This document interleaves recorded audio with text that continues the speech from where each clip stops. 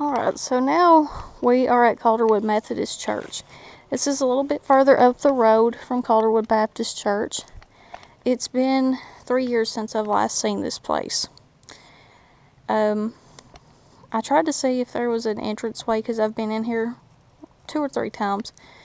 But all the doors have been nailed shut, and I believe somebody must have come in here and vandalized it. So, out of respect to this church, I'm not going to try to go in there. I'm just going to walk around and give y'all a tour of the outside. This was Calderwood Methodist Church. You can see it was built in 1954, 2 years before Calderwood Baptist. Calderwood Baptist was built, I think, between 1955 and 1956. I'm not sure when the last services were held here, because Calderwood Baptist Church, the last services were held in the 80s. The only pictures I have seen of the Methodist Church show that some of the services were done in the 60s and 70s. I'm not sure what happened beyond that. You can see it's been deadbolted. You can see this lock here. They've also got it boarded up, some of the windows, because I've seen a lot of the windows were busted out. Which that also happened in Calderwood Baptist Church, but I feel like it's like this happened naturally, unlike here, somebody vandalized it. All these cans here. There's some, it's like oil and other stuff. See, I think the TVA uses this church as storage, because the time that we went in here, this first floor, which I'll just put the camera up to the window and you'll see. First floor, which basically the basement there, was used primarily as like there was a kitchenette down there, and that's where churches, would have dinners and stuff, like parties to help feed the hungry, or just, after church deals in general, because around here in the South, it's just how it is. You go to church in the South, and especially if you go on Sundays, because the main church days are on Sunday and Wednesday. If you go to church on Sunday, expect to be leaving out of church full, because you will be pigging out on Sundays. That's a guarantee. So this is the ground floor, or the basement here. I've been in here before, and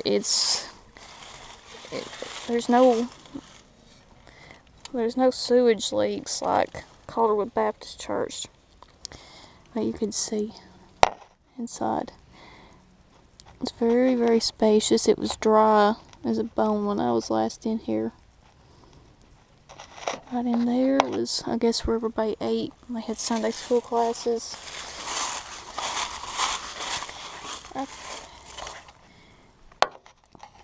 there is the kitchenette. Yeah, look how old those fixtures are. Those are from the 50s and 60s. The inside of that church is this ugly green.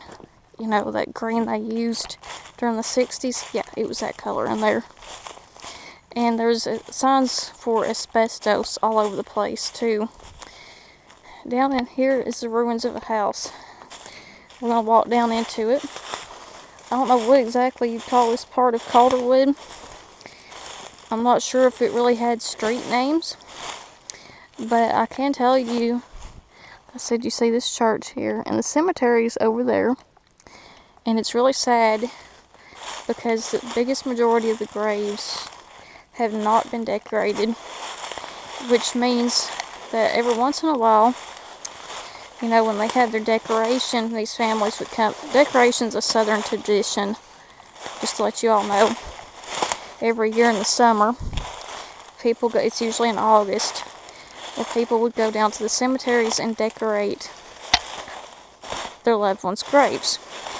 We have several cemeteries we have to go to every year. Look at this. This used to be on a power line. I can't remember what they call them. I think like glass bumpers or something like that they put on telephone poles. But look at that. Just sitting right there on that tree. So I put it there. And there, right here is a chimney. We call this chimney fall ruins. Oh, almost fell. There's a pretty good, I would say this house probably stood down in there somewhere. And there are ruins like this scattered throughout Calderwood. Now, we were going to go, there was the ruins of this really large structure that I found out recently was used to house TNT. And the TVA used it, and we can't go up to it. Because it is actually being blocked off. There's a guard that's sitting at that blockade right now. And we can't sneak past him because he's got his truck parked there. So there's no going up there today.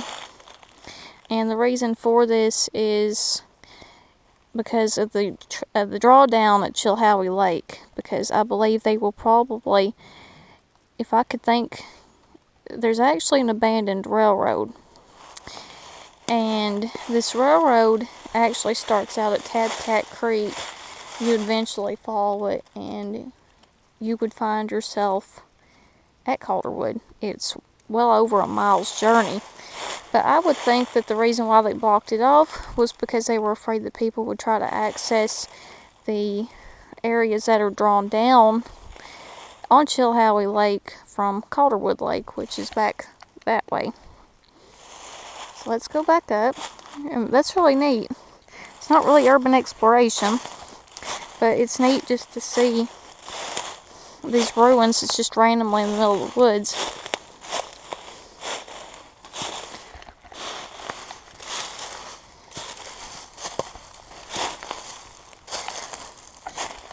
Now I'll tell you all something cool when we get to the next stop. Me and Dad, a few years ago when we were last up here, we found the ruins of a neighborhood in the woods. So we're fixing to go up there, and I'll show you the coolest thing is that the sidewalk that led into this neighborhood is still there. Matter of fact, the sidewalks that led into Calderwood's still here. Past the Baptist Church, you'll see sidewalks, and during the spring, daffodils. And that's another thing for y'all to know. If you're wanting to get into urban exploring, if you randomly see daffodils in the woods, know that there was a house that stood in that area.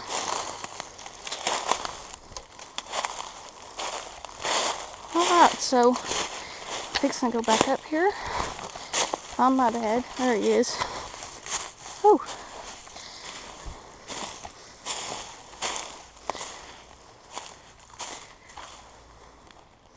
Now I'll go find my dad, and then we're going to go back up into this neighborhood that's in the woods. So I'll see y'all here in just a minute. Well, wait a minute.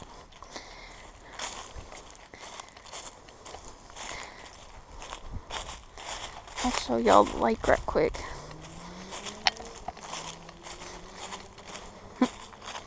Yep, there's Dad taking pictures.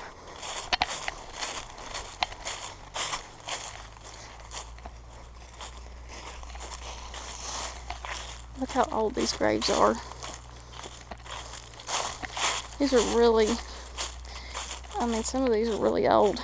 And all of these are probably the graves of all the people that worked here. All the TVA and ALCOA workers. I hear somebody coming up the road.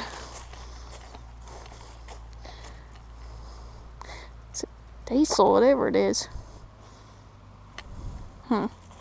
Oh, it's just a truck.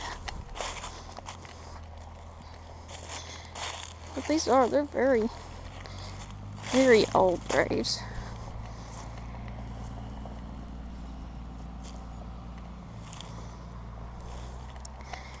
Yeah, I'll just walk over here and I'll just point out the lake right quick before I get off.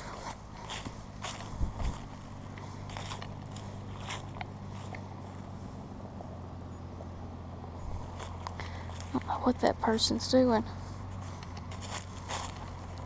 Yeah, see, the lake is back off toward there. It looks like it has also been affected by the drawdown. Very dry, as you can see. I wish my GoPro had zoom lens. I say this all the time. I see other ruins down on there, but it's too steep. I'm not going to go down in that. See if I can get a better view over here. And then, like I said, man, Dad's going to leave and look at that neighborhood right quick.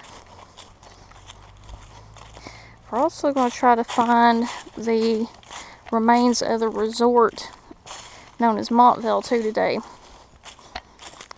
He recently found the directions on Facebook, I think. So we're going to go down there. Let's see if I could... Well, not really. It's not really a better view, but like I said, it's very dry from what I could see. This is being affected by the drawdown. I figured it wouldn't be. It was a lot further up ahead, but I guess it is. So I'm going to get off now. I'll see y'all in just a few minutes.